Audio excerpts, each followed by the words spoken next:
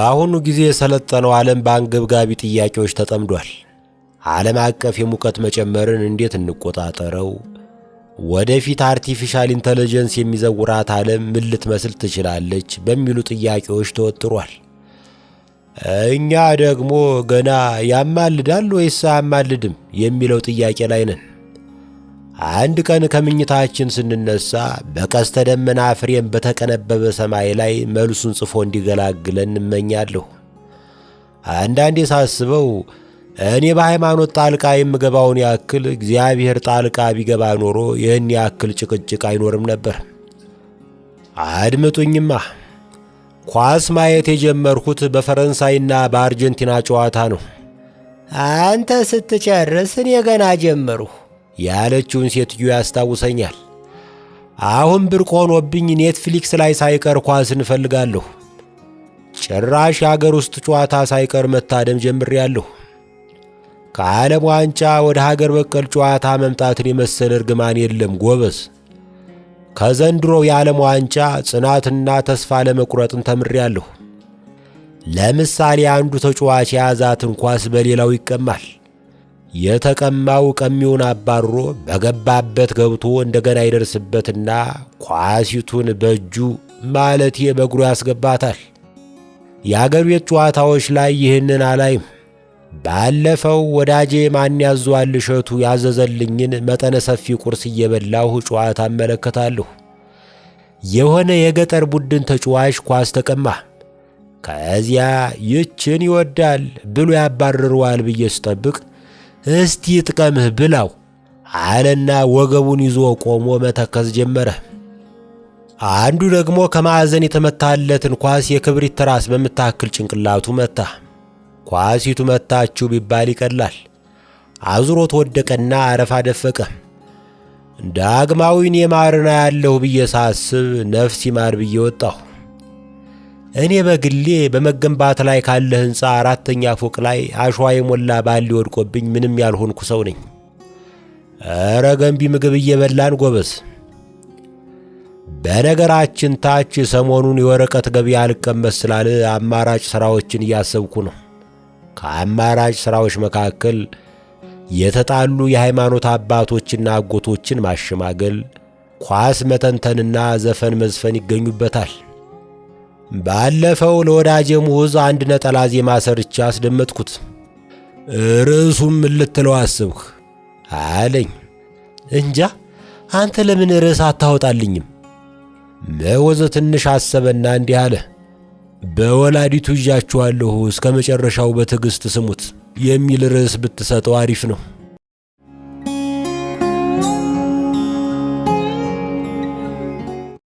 ኢትዮጵያ ውስጥ ይሄ ሁሉ የሆነ ሰው ራሱን ለምን አይገድልም? በሰለጠኑት ሀገሮች የሞላላቸው ሰዎች ራሳቸውን ያጠፋሉ። አንዱ ምክንያት መታከት ወይም ቦርደም ነው። የምታየው፣ የምትሰማው፣ የምታደርገው ተደጋጋሚ ነው። በሚቀጥሉት 5 ዓመታት የምታገኘውንና የምታጣውን ታውቀዋለህ። ይሰለቻል። እኛ አገር እንደዚህ አይደለም። ኑሮህን አትተነብየውም። ፖለቲካውን አትገምተው። ነገን አለማወቅ፣ እጦትና ፍርሃት የመኖር ጉጉትን የሚጨምሩ ነገሮች ናቸው። በእኛ አገር ራስህን ለመግደል ወስነህ ገመድ ልትገዛ ትወጣለህ። ሱቅ ከመድረስ በፊት ግን የሆነ ሰው ደብድቦ ለገመድ መግዣ የቆጠብከውን ፍራንክ ይወስድብሃል። ሰው በጣም ከመቸገሩ የተነሳ ራስህን ገድለህ እስክትወድቅለት እንኳ ፋታ አይሰጥህም። ይህ ብቻ አይደለም። በከተማው ውስጥ የሚሰሩት አዳዲስ ግንባታዎች ራስን ለማጥፋት ምቹ አይደሉም። ለወደፊቱ ይህንን የሕዝብ ፍላጎት ባማከለ መንገድ ቢከለሱ ጥሩ ይመስለኛል። ባለፈው አንዱ ባልንጀራችን የሚወዳት ልጅ ወሰለተችበት እና በራሱ ላይ የማያዳግም ሰልፊ እርምጃ መውሰድ ፈለገ። እዚህ ቦሌ የሚገኝ ሕንፃ 7ኛ ፎቅ ራሱን ለመወርወር አቀደ። ወደ ላይ ሊወጣ ሲል ሊፍት ተበላሽቷል አሉት። በእግሩ ለመውጣት ወስኖ የ3 ፎቅ ደረጃ እንዳገባደደ ጉልበቱ ተብረከረከ። ትንፋሹ እንደኛ ሰፈር መብራት ተቆራረጠ። የሌለ ደከመው። ለመሞትማ ከዚህ በላይ አለፋም ብሎ መኖሩን አጠናክሮ ቀጠለ። እኔ ደከመኝ ሰለቸኝ ሳልል መኖር የምወድ ሰው ነኝ። ግን ነገሮች ሁሌም እንደምኞታችን አይሄዱም። በቀደም ዕለት እዚህ ኮንዶሚኒየማችን በረንዳ ላይ ባለው የልብስ መስቀያ አግዳሚ ላይ ተንጠለጠሉ። የሆኑ አይናቸው በቅጡም ማያይ ጡረተኛ ሽማግሌ ጎረቤታችን እየሮጡ ደርሰው አየር ላይ በተንጠለጠሉ እግሮቼ ዙሪያ ተጠመጠሙ። ምን ነው ልጄ፣ ችግር ያልፋል፣ እስኪ ያልፍ ያለፋል። ማጣት ባንተ አልተጀመረም። እንዴት ብዙ በምትሰራበት ሰዓት በራስህ ትፈርዳለህ? እያሉ ከምሰሶው ላይ መነጨቁኝ። በፈጠሮት ራሴን ልገል አይደለም ፑላፕ እየሠራሁ ነው ብዬ ጮኹ። እሱ ደግሞ ምንድር ነው? ስፖርት ነው። ወደ ምሰሶው እየወጣሁ ወርዳለሁ። ጡንቻዬን ለማፈርጠም ይጠቅማል። እኔ ቸግሮህ መስሎኝ ለካ ጠግበህ ነው አሉና ልክ እንደ ኩንታል ሲሚንቶ ከትከሻቸው ላይ ፈነገሉኝ። ከሦስተኛው ደረጃ መንከባለል የጀመርሁ ምድር ቤቱ ተረከበኝ። የውስጠ ጉልቱ ጊዮርጊስ ረድኤት ታክሎበት 3 የጎድን አጥንቶቼ ከመሰበራቸው በስተቀር ምንም አልሆንሁ። ሰሞኑን ግን 3 ሰባራ የጎድን አጥንት ይዞ ከመኖር ራስን ማሰናበት አይሻልም የሚል ሐሳብ ሽው እያለብኝ ነው።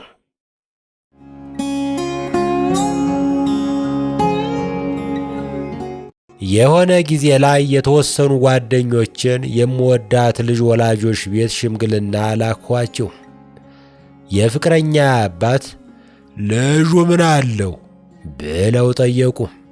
ከሽማግሌዎች አንዱ ትንሽ ሲያቅማማ ከቆየ በኋላ 200,000 ያላነሰ ተከታይ አለው ፌስቡክ ላይ ብሎ ተከዘ። ቆሞ የመቅረት ታሪኬም በዛሽ ቀን ጀመረ። በቀደም ለታ ፌስቡክ ከ200,000 በላይ ተከታዮች መካከል 9,000 ብቻ አስቀርቶ ሌላውን አፈሰብኝ። የገንዘቡ ሳያንስ የተከታይ ግሽበት መታገስ የምችልበት ጫንቃ አልነበረኝም። ከተከታዮች መሃል ጽፌ የምለጥፈውን አንብበው መወደዳቸውን የሚያሳዩኝ አስተያየት የሚለግሱኝ ከ10 ሺህ አይበልጡም። ከተከታዮች መሃል ክንዴ ቢዝል ምላሴን ቢያዳልጠው ግጥሜ ልቦና ባይረታ ቀልድ የጥርስ ባይመታ ልክ ልኬን ሊነግሩኝ መከትከቻውን እየሳሉ የሚጠብቁኝ እንዳሉ አውቃለሁ። ዝም ብለው ደጃፍ ላይ ተቀምጠው ሳልፍ ሳገድም የሚያዩኝም ሞልተዋል። ቢሆንም ባይነዳ ባይረዳ ባይኖረውም ሀብት ከደጃፍ ሲቀመጥ ደስ ይላል አባት ይላል ማሸንበቆ ጠላ ቤት ግድግዳ ላይ የተለጠፈ ጥቅስ። እኔም እላለሁ ባይለይክ ባይኮምንት አሻራው ባይታይ ከደጃፍ ሲቀመጥ ደስ ይላል ተከታይ። የፌስቡክ አለቃ በሁሉን አወቅነቱ ይህንን ስሜቴን ተረድቶ በነበሩት ተከታዮች ላይ አንድ የቀበሌ አዳራሽ የሚሞሉ ተከታዮች ከራሱ ጨምሮ መለሰልኝ።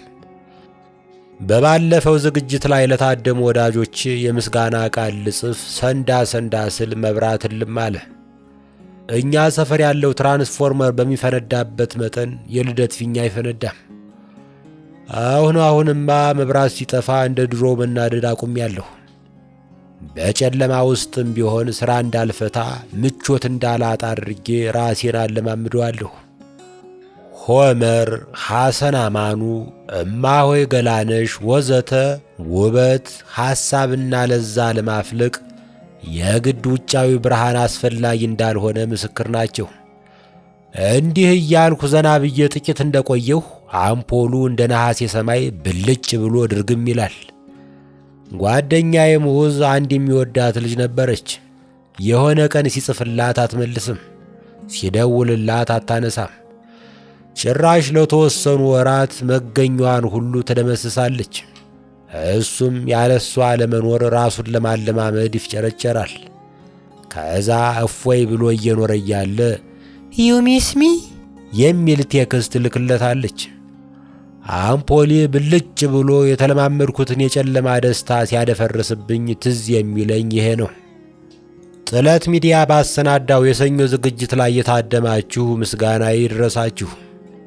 ገና ሁለተኛ ዝግጅታችን እንደመሆኑ መጠን ጉድለታችንን ለማሻሻል አጥብቀን እንሰራለን። ሐረር በአንድ ጀንበር አልተገነባችም። በጊዜው በጉልህ የታየው የድምፅ ችግር ከመብራት መጥፋት ጋር በተያያዘ በጄኔሬተር ምክንያት የመጣ ነው። ለዚህ ይቅርታ እንጠይቃለን። ሌላ እንዲስተካከል የምትፈልጉትን ሳታስባንኑ በአካል አግኝታችሁ ምሳ እየጋበዛችሁ ትከሻዬን እየቸበቸባችሁ ንገሩኝ። በማቱሳላ አቆጣጠር ገና ልጅ ነኝ፣ እታረማለሁ። የዝግጅቱ ቀን ከጓደኛዬ ጋር ስደርስ ጥቂት አርፍጄ ነበር። ከብሔራዊ ቲያትር ወዲህ ማዶ ኢትዮጵያ ሆቴልን አለፍ ብሎ ሰው በረጅም ተሰልፎ ሳይ ራሴን መቆጣጠር ተሳነኝ። ልብ የተነካ ወንድ ልጅ ብቻውን ነው የሚያለቅሰው ይላል ባለቅኔ የጸጋዬ ገብረ መድኅን። እኔ ግን ወንድ ልጅ በየትኛውም ሁኔታ ውስጥ ባያለቅስ ደስ ይለኛል። የዛን ቀን ግን አልቻልኩም። የደስታ እምባዬ ናፕኪን ከደረት ኪሴ እስካወጣ እንኳ አልታገሰኝም። አሁን እኔ ይህን የሚያህል ሰልፍ ዲዘርቭ አደርጋለሁ አልኩት ጓደኛዬን። ተረጋጋ፣ እነዚህ ወደ ሜክሲኮ የሚሄደው ሚኒባስ ለመሳፈር የተሰለፉ ናቸው።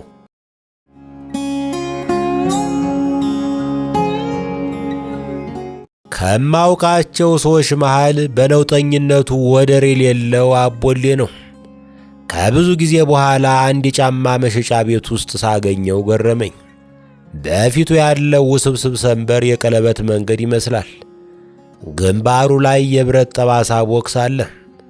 ግራ ጉንጩ ላይ የሰንጢ ጭረት ይታያል። ማላመጫው ግድም የኮብልስቶን ምልክት ታትሟል። የባጤ ኮርኔሱን ስናወጋ ከቆየን በኋላ ስማ፣ ያለፉትን 4 ዓመታት ብዙ መንፈሳዊ መጻሕፍት በማንበብ አሳልፌያለሁ። ከራሴ ጋር ተመካክሬያለሁ። ሁሉንም አውጥቼ አውርጄ ጌታ ቡድሃን ተቀብያለሁ። የድሮ አቦሌ እንደሞተ ቁጠረው አለና ትካዜ የተቀላቀለበት ፈገግታ አሳየኝ። ወዲያው አንድ ሰውዬ ገብቶ ንግግሩን አናጠበው። ካልሲ አለ አለ ሰውየው። ይሄ ጫማ መሸጫ ቤት ነው፣ ካልሲ እንዴት ትጠይቃለህ? አለ አቦሌ። ጫማ ቤት ውስጥ ካልሲ መጠየቅ ምን ነውር አለው? ኬክ ቤት ገብቼ ካልሲ የጠየቅኩ አስመሰልከው እኮ። አቦሌ ሰውየውን ትክ ብሎ አየው።